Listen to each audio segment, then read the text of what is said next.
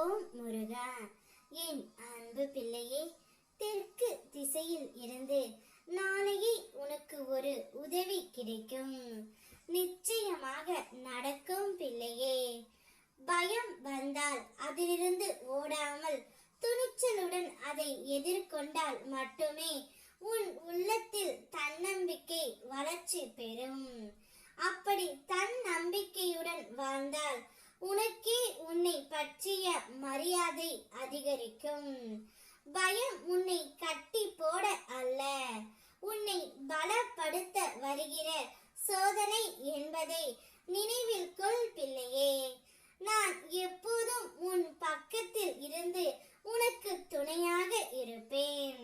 நடந்தது நடந்து கொண்டு இருப்பதும் இனி நடக்க போவதும் அனைத்தும் உன் அப்பன் முருகனின் அருளால் நடைபெறுகின்றன.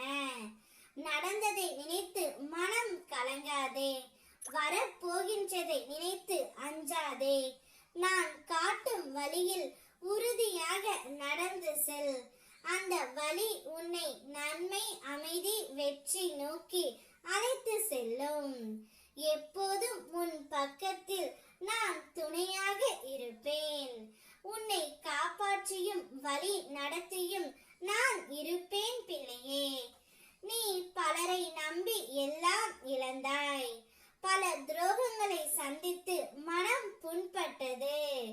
யாரையும் நம்ப கூடாது என முடிவு எடுத்து தனிமையில் உன் பாரத்தை சுமந்து நின்றாய். அந்த நேரத்தில் தான் என் அருள் உன்னை ஆட்கொண்டது. அதன் பின் எவ்வளவு நம்பிக்கையோடு இன்று வரை நான் உன்னை கை கொடுத்து அழைத்து சென்றேன் என்பதை நினைத்து பார். இனியும் உன்னை என் கரங்களில் ஏந்தி நல்ல வழியில் அழைத்து செல்வேன். உன் மனதில் நீண்ட நாட்களாக வைத்திருந்த ஆசை 2 நாட்களில் என்னுடைய அருளால் நிறைவேற போகின்றது. உன் நம்பிக்கையை வலுவாக வைத்துக்கொள். உனக்காக ஏற்பாடு செய்யப்பட்ட அந்த சந்தோஷத்தை நான் தடுக்க மாட்டேன்.